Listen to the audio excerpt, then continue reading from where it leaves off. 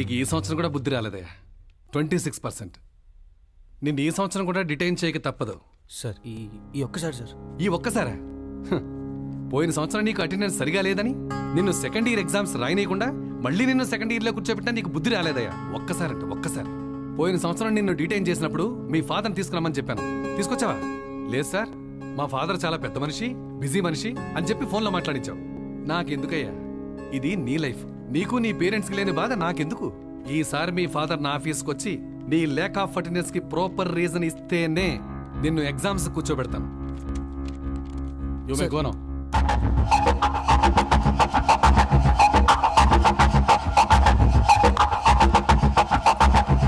గణేష్ పంచం తీసుకురా.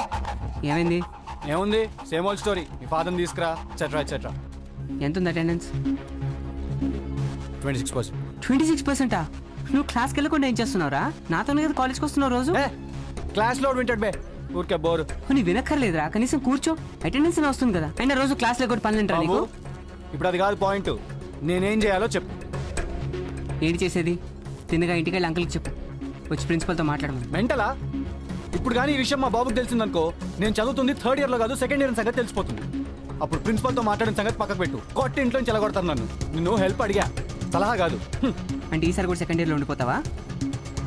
రే నా మాట విను, ఇప్పటివరకు అయిపోయిందో అయిపోయింది. కావచ్చు నేను మాట్లాడతాను అంకుల్తో. ఈ విషయాన్ని ఇంకా పెద్ద చేయకరా ప్లీజ్. మా అయితే తిడతారా, అంతే కదా? నేను ఇప్పటి వరకు లోపల వేయించుకొచ్చిన బ్యాండ్ చాలు. నువ్వు కొత్త బ్యాండ్ వేయకు. నేను చేయాల్సిందేదో నేను చేసుకుంటా, నువ్వు లైట్ తీసుకో. చూడండి, అటెండెన్స్ తక్కువైతే మీరే వేయండి, అది మీ చేతుల్లో పనేగా. టీవీ నేను న్యూస్ చదువుతున్నావా? సరే చదువు. అరే ఎలా చదివితే ఏంటి, యాక్షన్ బాగా చేయాలి. నేను చెప్తా పదా. కాయిన్స్, అరే కానింటి. 2 3 4 6 6 4 6. Hello can I speak to principal sir? yes this is he. who is calling?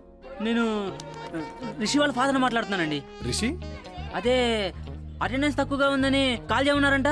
ఓ ఆ రిషియా?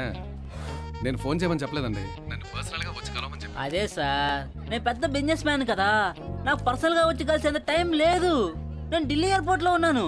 కానీ మీ అబ్బాయికి అటెండెన్స్ చాలా తక్కువగా ఉందండి. చూడండి సార్, అటెండెన్స్ తక్కువగా ఉంటే వేసేయండి, అది మీ చేతిలో పనే కదా. ఈ ఒక్కసారికి ఎగ్జామ్ ఎలా చేయండి. యూరోప్ ట్రిప్ కంప్లీట్ చేసుకుని రాగానే మిమ్మల్ని పర్సనల్ గా వచ్చి కలుస్తాను. మీరు ఒకసారి లైన్ లో ఉంటారా? నాకు వేరే కాల్ వస్తుంది. మీరు తొందరగా వచ్చేయండి, నా ఫ్లైట్ టైం అవుతుంది. ఎక్కడికి వెళ్ళారా?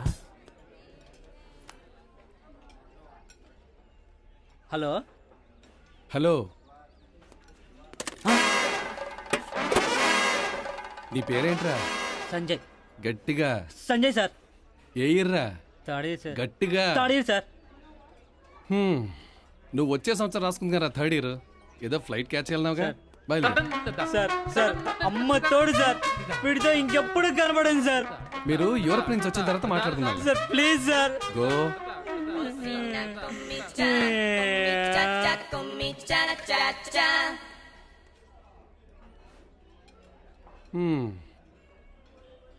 నిన్నేం చేద్దాంరా? ఓ పని చేద్దాంరా, మీ ఫాదర్ని తీసుకురా. నువ్వు కానీ మీ ఫాదర్ని తీసుకురాకపోతే నువ్వు నెక్స్ట్ ఇయర్ కూడా కాలేజీకి రావక్కర్లేదు. ఇన్ఫ్యాక్ట్ నువ్వు అసలు కాలేజీకి రావక్కర్లేదురా.